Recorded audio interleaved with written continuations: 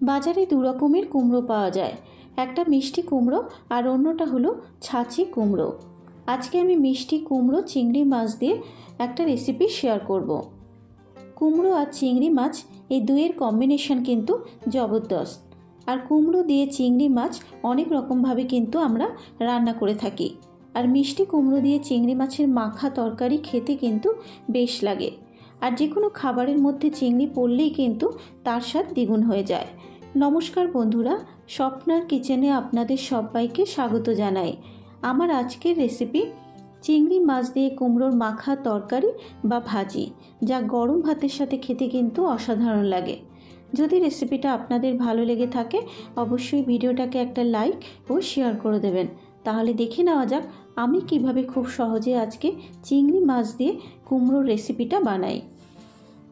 চিংড়ি মাছ দিয়ে কুমড়োর মাখা তরকারি বানানোর জন্য এখানে নিয়েছি 500 গ্রাম মতো মিষ্টি কুমড়ো। কুমড়োটাকে একটু লম্বা টুকরো করে মোটা করে কেটে নিয়েছি, কারণ কুমড়ো সেদ্ধ হতে কিন্তু খুব বেশি সময় লাগে না। নিয়েছি এখানে দুটো মাঝারি সাইজের পেঁয়াজটাকেও কুচিয়ে নিয়েছি। 300 গ্রাম মতো ছোট সাইজের চিংড়ি মাছ। আপনারা চাইলে কিন্তু এর থেকে বড় চিংড়ি মাছও নিতে পারেন। নিয়েছি 4টে চেরা কাঁচা লঙ্কা, তবে ঝালটা আপনারা আপনাদের নিজেদের স্বাদ অনুসারেই অ্যাড করবেন। আর নিয়েছি অল্প পরিমাণে একটু ধনে পাতা কুচানো। এবারে চিংড়ি মাছটাকে মেখে নেব।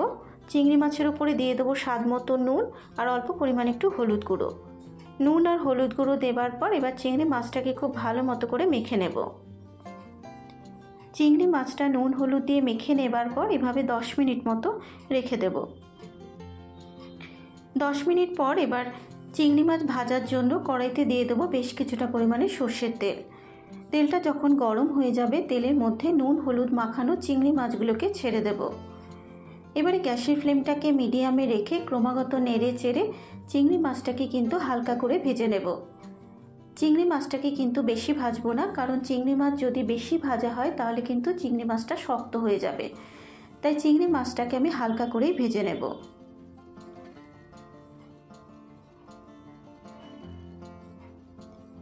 মিনিট 3 নাড়াচাড়া করে নেবার পর চিংড়ি মাছটা কিন্তু হালকা করে ভেজে নেওয়া হয়ে গেছে। এবারে চিংড়ি মাছটাকে একটা পাত্রের মধ্যে তুলে নেব।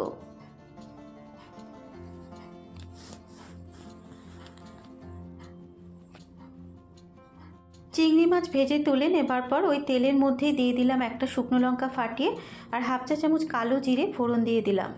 এবারে 30 সেকেন্ড মশলাটাকে ভেজে নেব। মশলাটা ভাজা হয়ে যাবার পর এবার এর মধ্যে দিয়ে দেব কুচিয়ে রাখা পেঁয়াজ।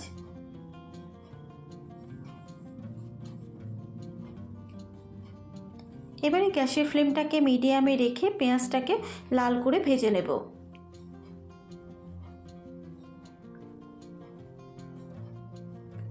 মিনিট 2 নাড়াচাড়া করে নেবার পর যখন পেঁয়াজটা ঠিক এরকম লাল করে ভেজে নেওয়া হয়ে যাবে এবার এর মধ্যে দিয়ে দেব কেটে ধুয়ে রাখা কুমড়ো।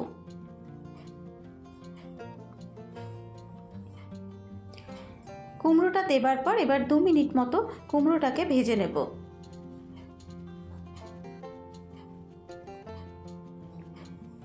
দু মিনিট নাড়াচাড়া করে নেবার পর এবার গ্যাসের ফ্লেমটাকে লোতে রেখে মিনিট 2 ঢাকা দিয়ে কুমড়োটাকে নরম হতে দেব। 2 মিনিট পর এবার আমি ঢাকনাটাকে খুলে দিলাম। আর ঢাকা দেওয়ার ফলে কিন্তু কুমড়ো থেকে অল্প পরিমাণে একটু জল বেরিয়েছে। এবার আবারও কুমড়োটাকে একবার একটু নাড়াচাড়া করে নিয়ে এবার এর মধ্যে দিয়ে দেব স্বাদ মতো নুন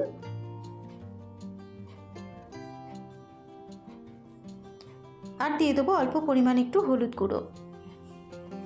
নুন আর হলুদ গুঁড়ো দেওয়ার পর এবার কুমড়োর সাথে মিশিয়ে নেব। হলুদ গুঁড়ো আর নুনটা যখন খুব ভালো মতো মেশানো হয়ে যাবে এবার আবারও গ্যাসের ফ্লেমটাকে লোতে রেখে মিনিট 2 ঢাকা দিয়ে কুমড়োটাকে রান্না হতে দেব। 2 মিনিট পর এবার ঢাকনাটাকে খুলে কুমড়োটাকে আবারও একবার একটু নাড়াচাড়া করে নেব।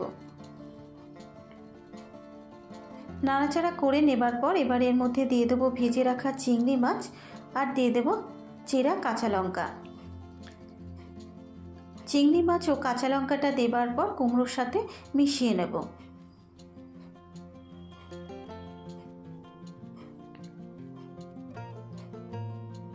চিংড়ি মাছ আর কাঁচা লঙ্কাটা যখন খুব ভালো মতো মেশানো হয়ে যাবে, এবার একটু চেক করে নেব যে কুমড়োটা সেদ্ধ হয়েছে নাকি। দেখুন কুমড়োটা কিন্তু খুব ভালো মতো সেদ্ধ হয়ে গেছে। এবারে সবশেষে এখানে দিয়ে দেবো ওপর থেকে ছড়িয়ে অল্প পরিমাণে একটু ধনেপাতা কুচানো।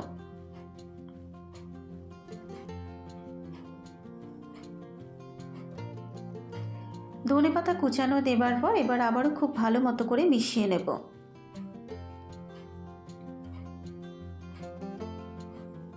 ধনেপাতাটা যখন খুব ভালো মতো মেশানো হয়ে যাবে, এবারে গ্যাসের ফ্লেমটাকে বন্ধ করে মিনিট 3 ঢাকা দিয়ে স্ট্যান্ডিং টাইমে রেখে দিলে তৈরি হয়ে যাবে আমার আজকের রেসিপি চিংড়ি মাছ দিয়ে কুমড়ো ভাজি বা তরকারি। আশা করি আজকের এই রেসিপিটা আপনাদের ভালো লেগেছে। যদি রেসিপিটা ভালো লেগে থাকে অবশ্যই আমাকে কমেন্ট করে জানাবেন। আমার চ্যানেলে নতুন বন্ধু হলে চ্যানেলটাকে সাবস্ক্রাইব করার অনুরোধ রইল ও পাশে থাকা বেল আইকনটি প্রেস করে দেবেন। আজকের মতো এই পর্যন্ত। আবারও হাজির হয়ে যাব অন্য কোনো নতুন রেসিপি নিয়ে। সুস্থ থাকবেন, ভালো থাকবেন। ধন্যবাদ।